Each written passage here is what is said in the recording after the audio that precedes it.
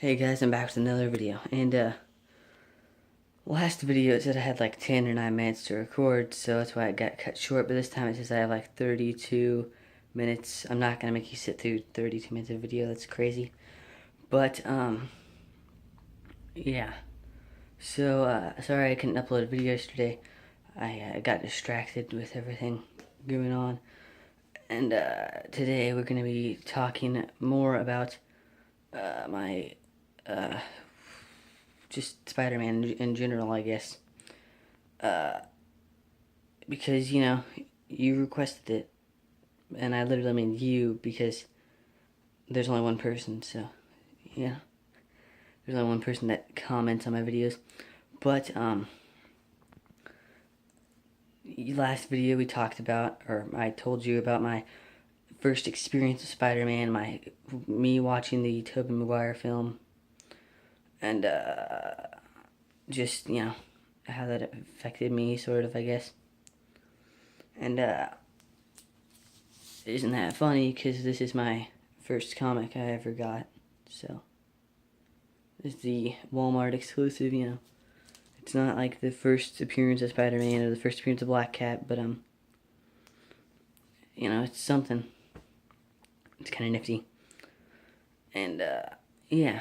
But, I guess what we can talk about now is, it's kind of good we're doing this now, because I've been watching, the second season of The Spectacular Spider-Man on YouTube. Shh, don't tell anybody it's copyrighted.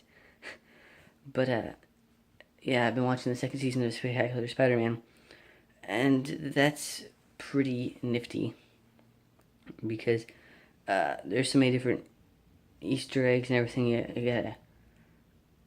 gotta watch out for, like, Blackie Gaxton, like, I had to Google him, because nobody knows who Blackie Gaxton is, like, he's just some weird, low-life mugger, mafia, criminal kind of guy, so it's like, it's nobody. But, speaking of speaking of Spectacular Spider-Man, that's one of my favorite versions of Spider-Man. My three favorites are probably, the Tobey Maguire version, Spectacular Spider-Man, and, Ultimate Spider-Man, so. Maybe Spider-Man Homecoming will be better, but we're gonna talk about that kind of right now. Segue. The live-action versions of Spider-Man.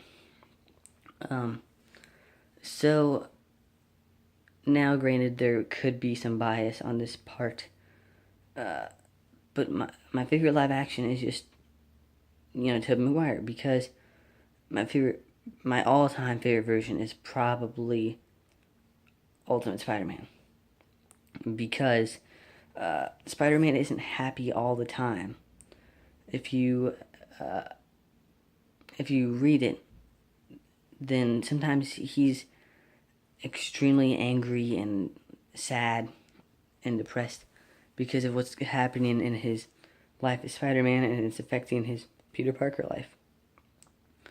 Like, I was reviewing them. We were at volume 7 or something, but I honestly wasn't doing a very good job. I was giving you like a synopsis, which honestly I kind of got the idea from Rango Mongo's vids or something like that.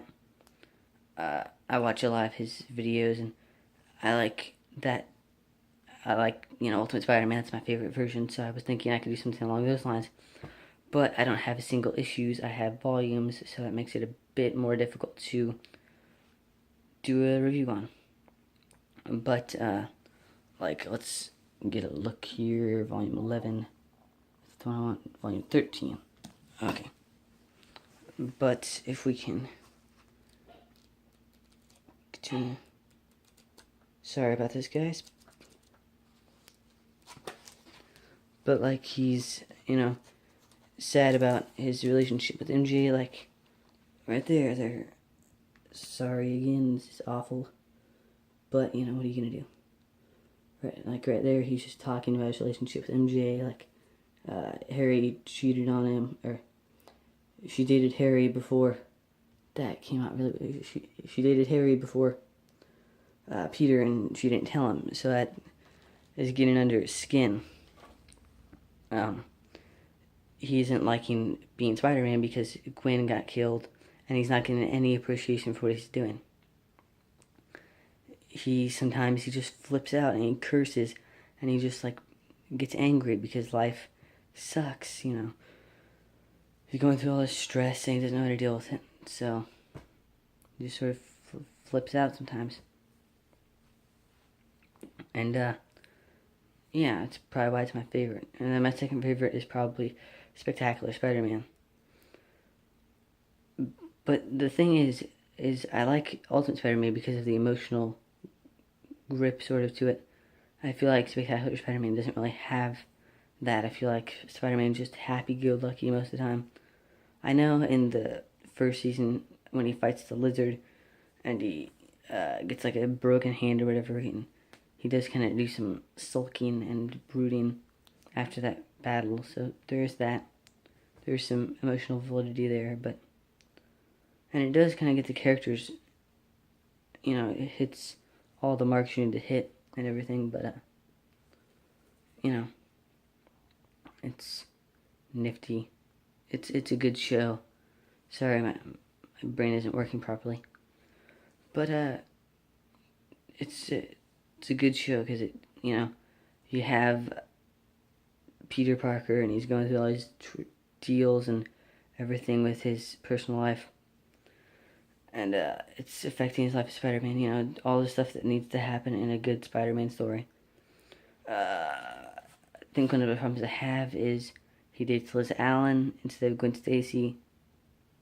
But, again, that is just kind of good storytelling because it affects him as Peter Parker. He gets scatterbrained. He's like, I'm a nerd and I have 2 girls chasing after me. Eeny, meeny, miny, you, I guess, And I guess you want him to see him with Gwen.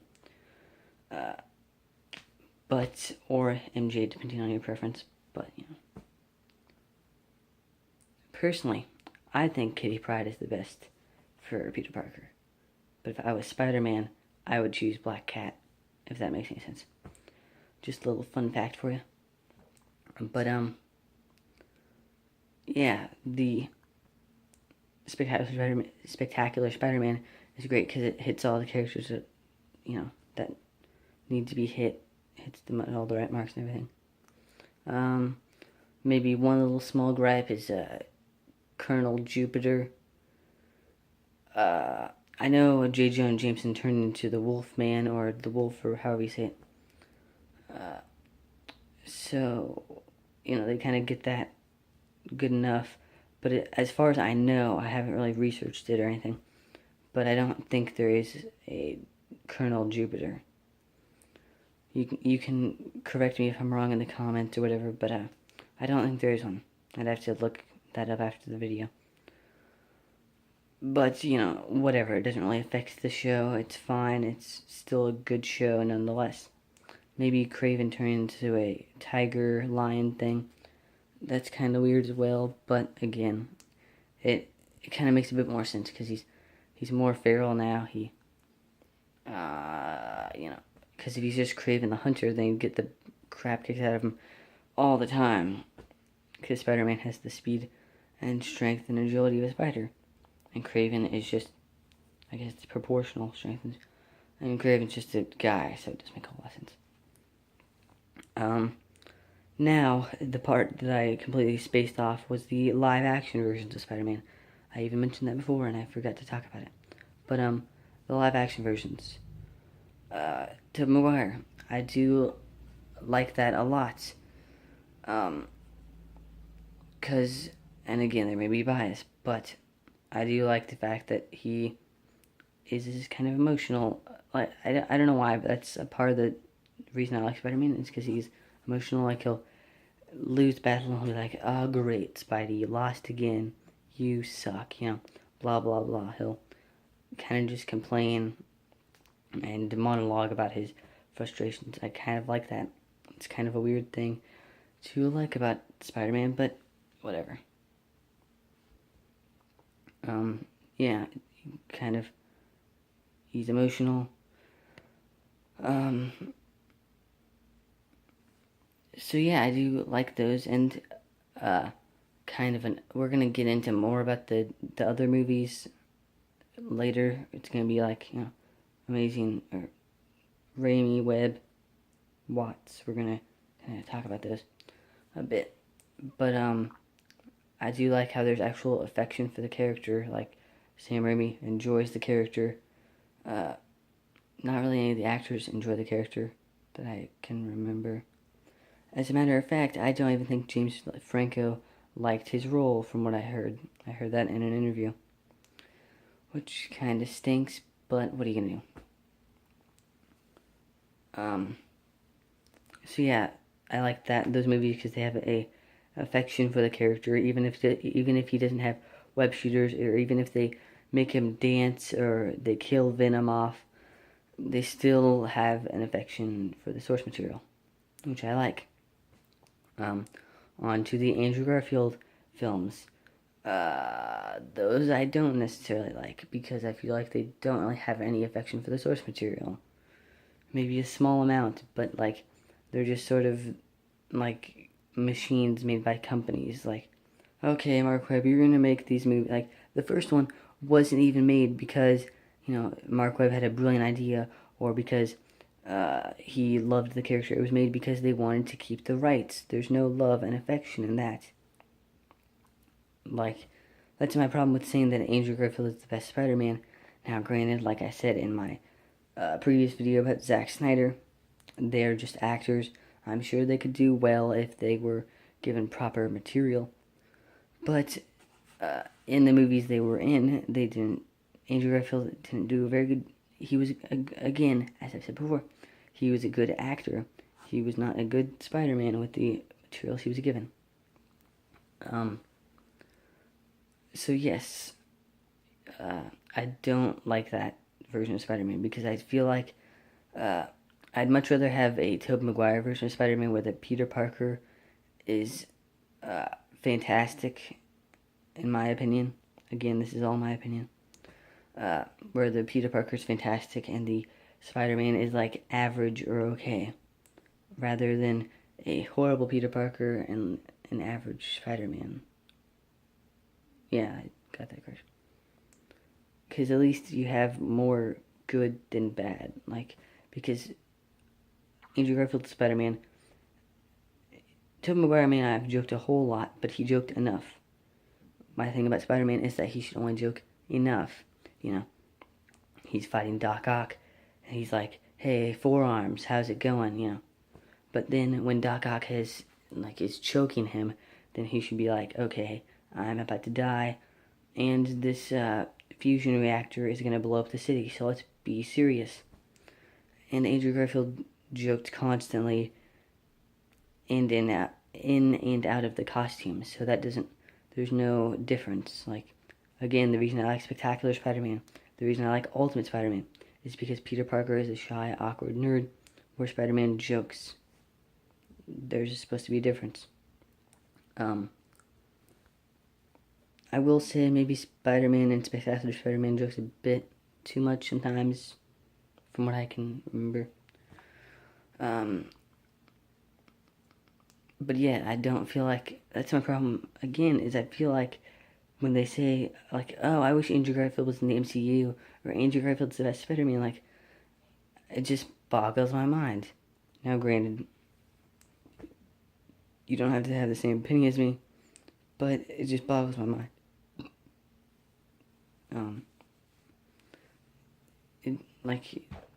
There was no affection for maybe a bit of affection, but there wasn't a whole lot of affection for the source material. They just wanted to, Sony was just saying, "Hey, let's make a movie to get some money." Mark Webb's like, "Okay, I'll get some money too." Well, granted, Andrew Garfield did have affection for the character, so there are points for that. But, and also the first costume is just, I think it's awful. Like, okay, I can understand if you want to give the suit a redesign. sure, fine, whatever. But giving it yellow lenses, that just ticks me off. That puts me over the edge.